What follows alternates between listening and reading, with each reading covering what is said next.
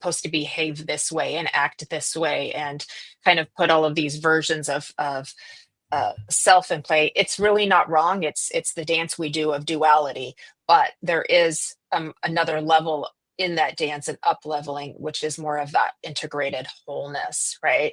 And so yeah, it might irk some people, and they might judge it. They may say, oh, that person, is is has a weakness of some way, or their sensitivity is a weakness. And I think because we're empathic, we're aware of that kind of like a little bit of that judgment coming at us. But it's really up to us just to keep standing strong and like keep moving into your power.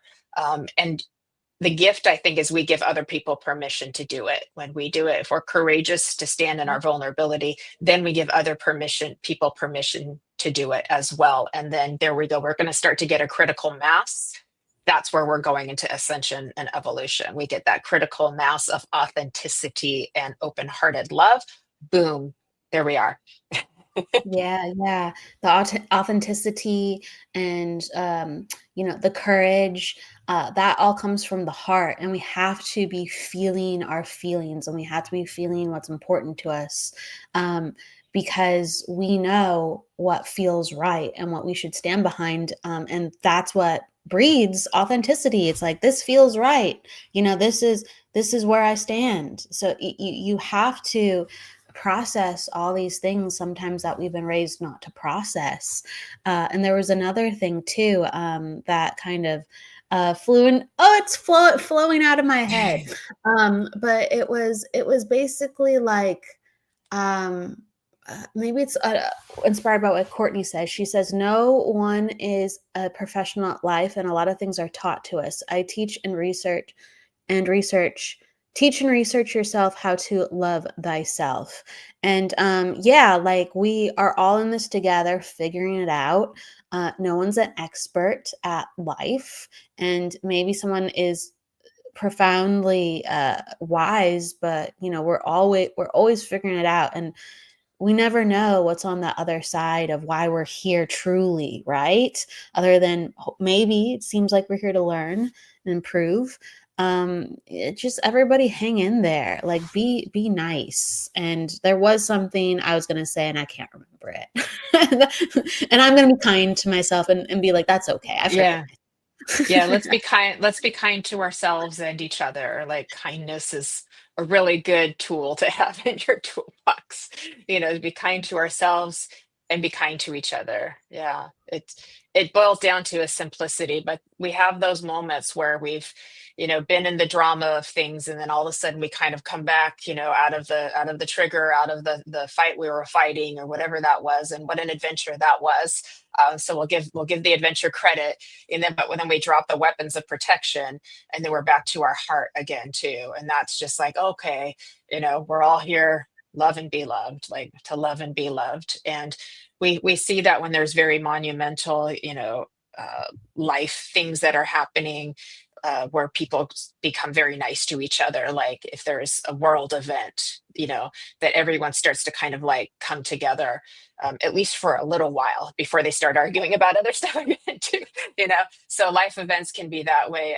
And also, I think in our own internal world, that's why sometimes we get the universe pummeling us with one thing after another, because then all of a sudden you're just like, I can't control any of this.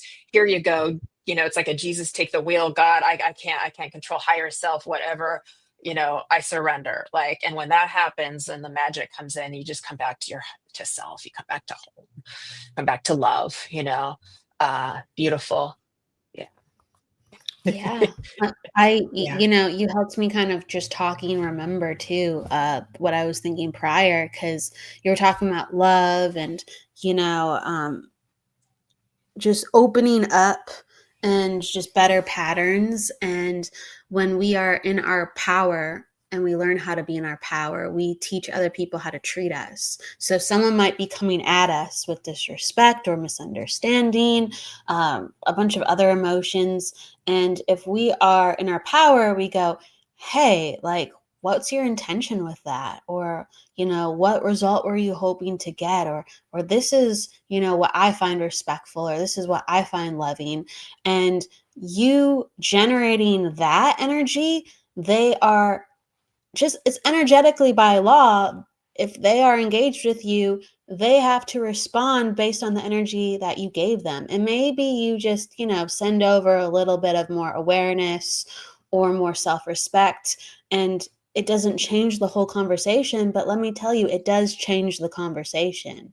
And the more you are steadfast in, well, this is the way I'm going to be talked to, or this is the way that I find this respectful, or this is what I'm observing from this conversation. Again, we as human beings, we're quite reactive. So they're going to have to be reactive now to the vibration of love. They're going to have to be reactive now to the vibration of awareness and understanding. So you are transmuting the level and the vibration of the conversation.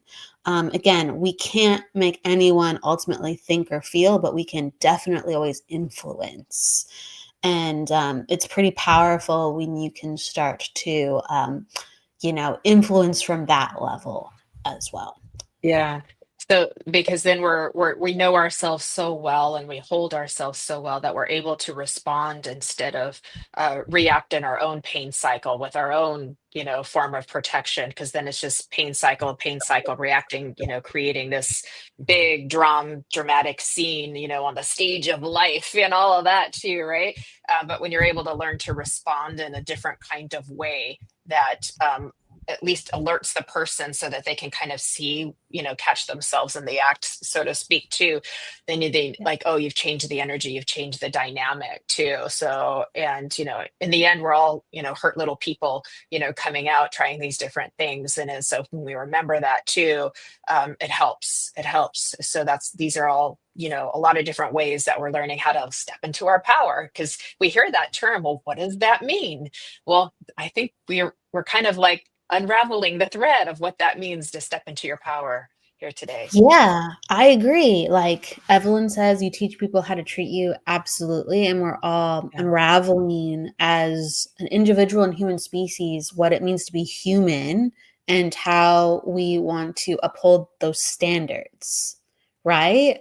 And so we actually get to be a part of that. We actually get to be a part of like what's respectful, what's loving, what's needed, and we get to rewrite what the basic understanding of that is.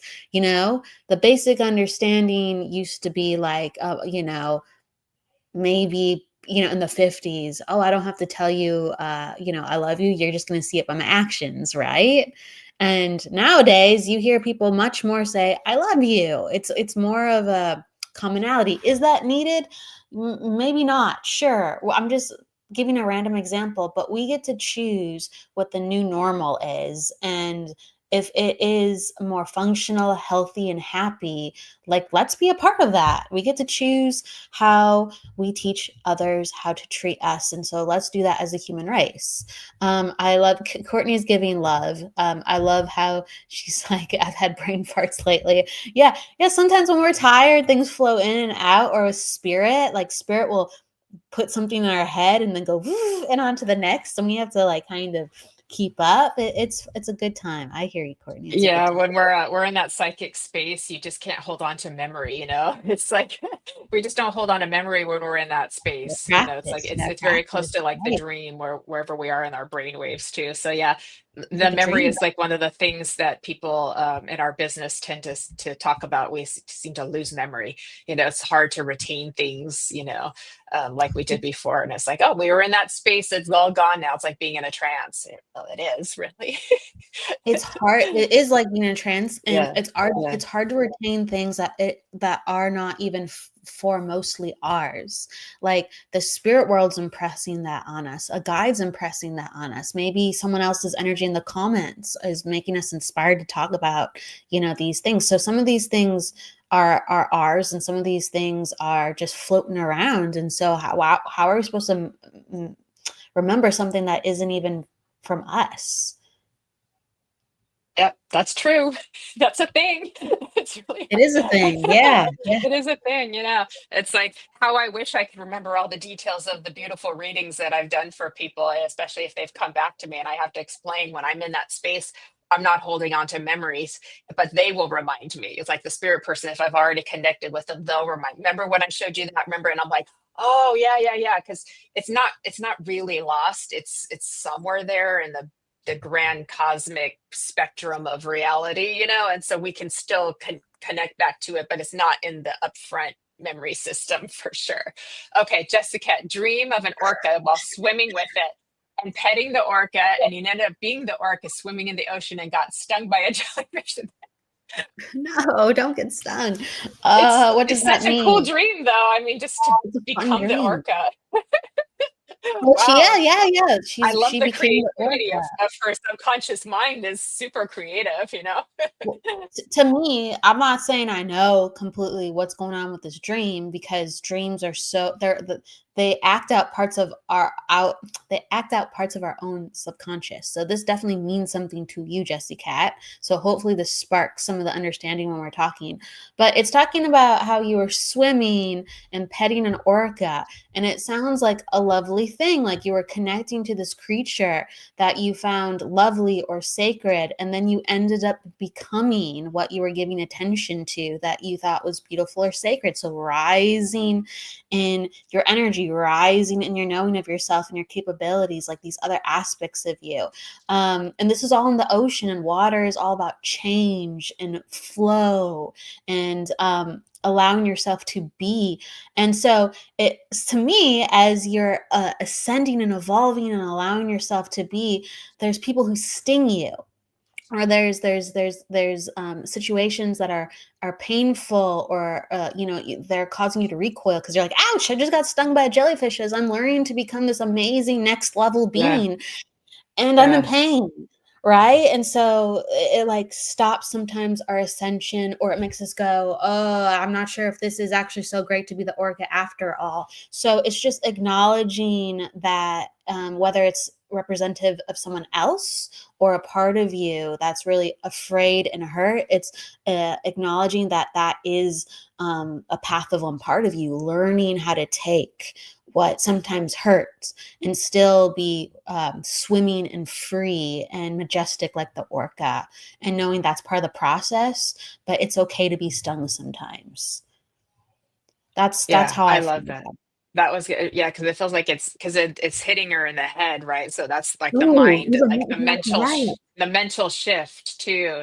And Ooh. you reminded me of something, Kelly, too, is that there is this shift that takes place in our awakening and transformation that happens in the beginning. We're moving towards the expansion. We're excited about the expansion of learning new things and elevating and growing, and we're kind of like running from the old self a little bit. We're like, oh, I don't want that anymore. I want this over here, right? But then as we start to go into that expansion, we're now in the unknown. We're in the outer limits. We're in like the point of no return. We're in the no man's land kind of space. That can get very scary because it's unknown. And then we want to run back over here to where it feels safe, which is the stuff we're used to, like the life that we were used to before. So it's like first we're running towards it, and then we start running away from it back this way too. So like that's a thing too. What can we do about that? Learn to embrace change on a daily basis, find ways to do things different, even if it's just, you know, little tiny things, taking a different direction, ordering a different food, buying a different, you know, jar of jelly for your toast, like anything that embraces change that gets your body and your system used to the change so that it doesn't perceive it to be so scary. But that's also where you have the self-talk. It's going to be okay. It's going to be okay. This is what we came here for. It is a great dream. The whale and the jellyfish and the swimming and all of that. I think I love weird dreams. There's so much to unpack in weird or unconventional dreams. And Mhm. Evelyn says, I'm sorry, I think the dream is great. Had to laugh because I have a warped sense of humor. I'm thinking, watch where you're swimming and eat the jellyfish. So she's acknowledging the great like capacity for, the jellyfish to be like so minute, like compared to how mighty the orca is. Yeah, the orcas are one of the most terrifying and, just formidable mammals, creatures in the whole entire ocean. Oh my God. They're like top of the top. They can take out sharks, orcas, no problem. Oh my gosh. So that's a great also like angle from Evelyn even. And so I actually look at if I can offer you this to Jesse Cat, in what ways do you feel like the orca and what does the orca represent to you? And who is the jellyfish or what is the jellyfish? Is it your father? Is it friends from your past or your peers that just like didn't accept you? Who or what is the jellyfish?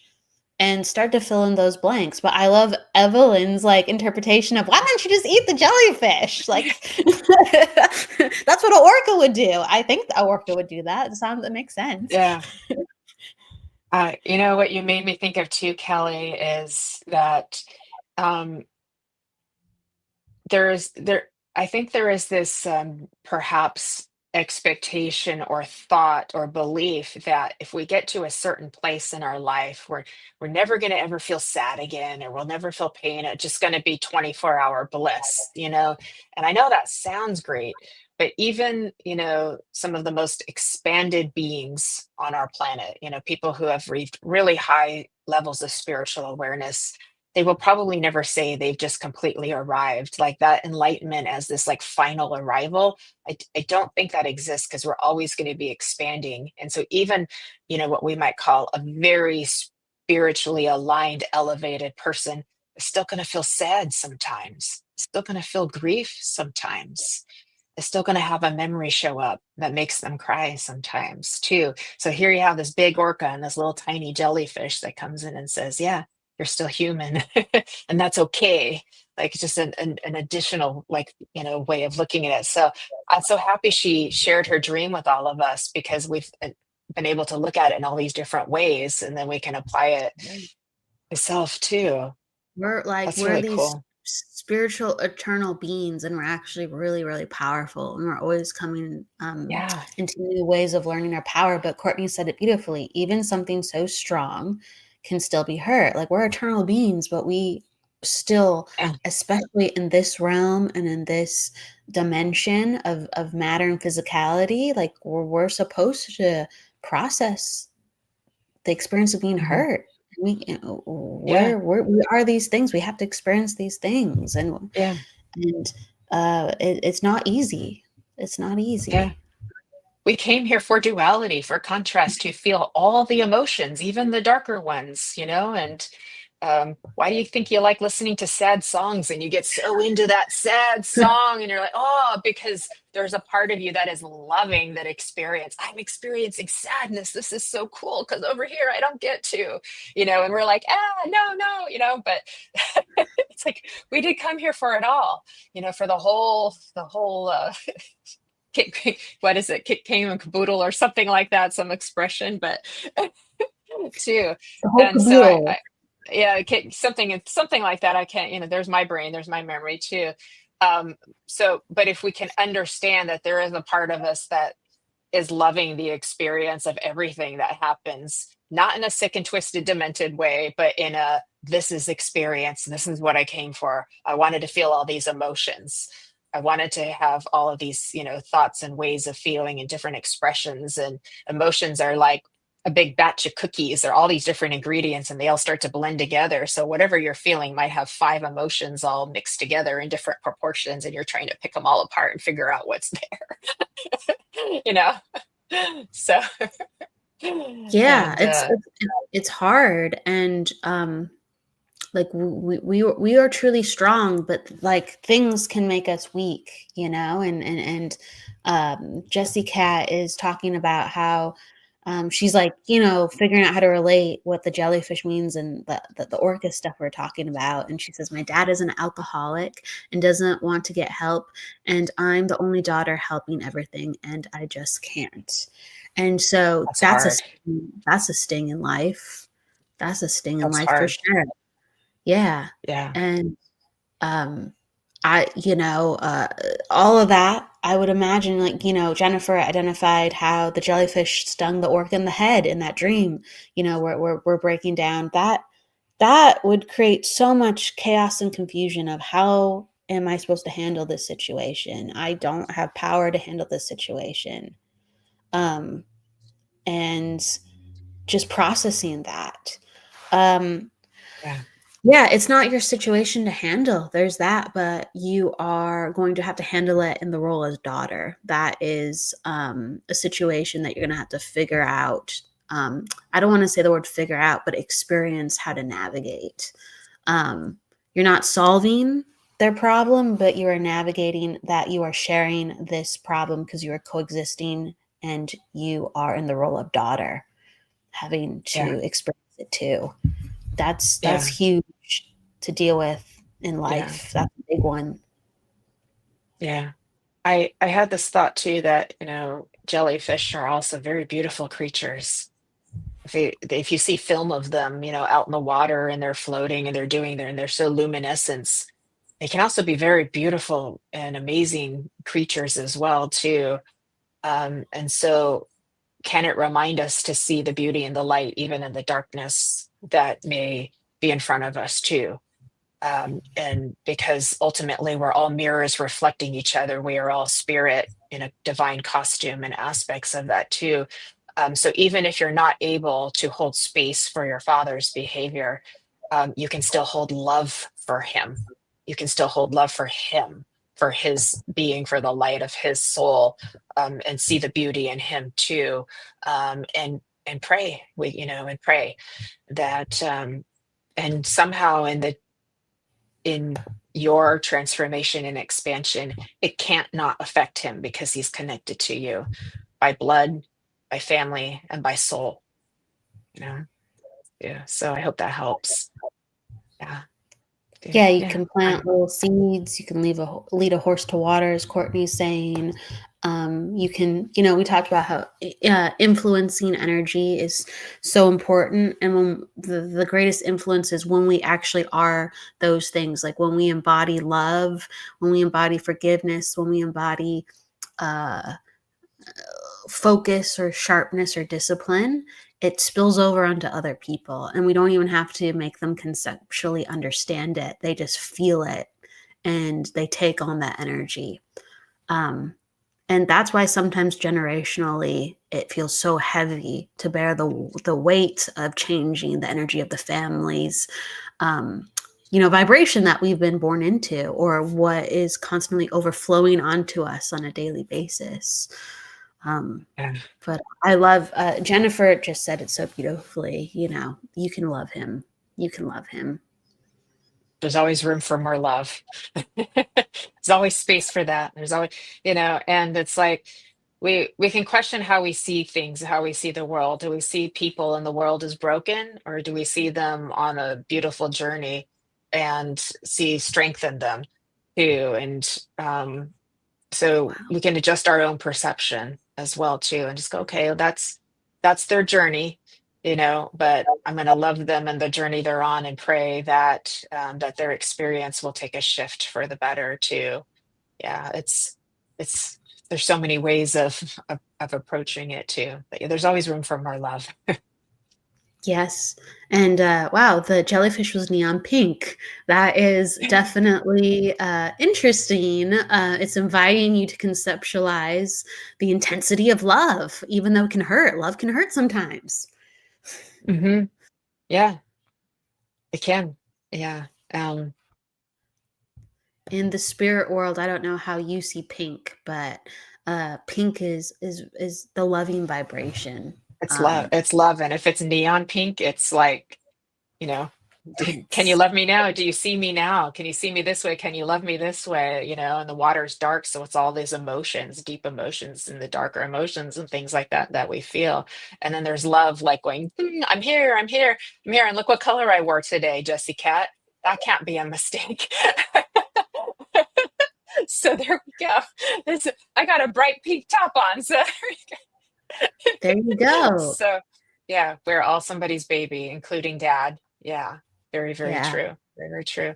Um, I know you've got another show in about an hour, Kelly. So I feel like we should probably wrap it up for today. And I want to thank you for filling in as my guest. And again, if you're tuned in late, Sarah was sick today, so she will be back on Embracing Infinity when she's feeling better. And we're sending lots of love out to her as well. But thank you for holding the space and sharing this space with me here today, Kelly, and making time in your busy schedule for all of us. It's that radical Oh, love again. Boom, mic drop. it's that Drop, radical love again. Susan. Yeah. Oh, I'm Oh, what I mean, I was gonna be here in the background, so I I'm supporting, so I'm more than I happy to know. help. I'm I know. Thank you. Thank you. But this took a little extra too, so thank you. You could have been multitasking in the background, but now it's like we're so so love intensified. I love it. Oh, and Jesse Cat's wearing pink today too. So there we go. It's how about that? So you can't make this stuff up. It's you know we're we're all beautiful souls in a beautiful world, and we just have to stop and remember that it's right there in front of us too. So within everything, you can't kill beauty, you can't kill grace, you can't kill compassion.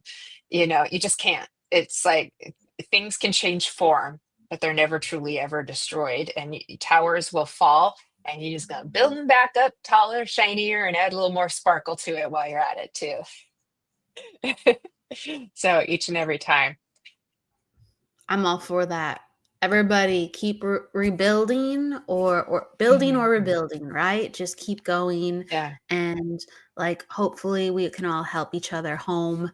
Um, and if we don't feel that way, well, just keep beaming your light and I know you'll find people and I know you'll help people along the way. So it does come around. Sending love and Jessica sending so much love to you. I'm glad that resonated with all the comments from people helping to shape the way and Jennifer and Mai's comment, however it hits for you, we're happy that it does. Thank you so much, Kelly. And please, everybody, have a little quick snack or meal and come on in about an hour for the Psychic Hour with Kelly Brickle, who's going to be interviewing Maria Gonçalves. It's going to be a beautiful show. So we're all looking forward to that.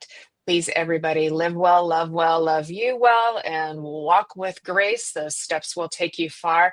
We wish you a beautiful Friday, beautiful weekend. We hope to see you at For the Love of Spirit Sunday Spiritual Service. Kelly Brickle is also on Team Angel, so she will be there as well with Miss Fran Pierce as our medium and Nancy Muratala as well. So we hope to see you. That's on mediumjenniferrose.com. And if Kelly, if anyone wants to get a hold of you, they can reach you via Facebook, Instagram, and your website. What is your website again?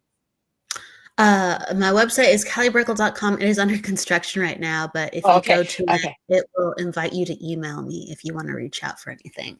Yes. Okay, perfect. I highly recommend a numerology reading with Kelly. It is like so life changing for you as well. So I highly recommend it. So, anyways, thank you so much for joining us. Lots of love and hugs to everybody. And we will see you next Friday on Embracing Infinity on the Sacred Spiral Network. And thank you again, Kelly. Thank you, everybody, for joining. Bye. Take good care. Bye. Thank you.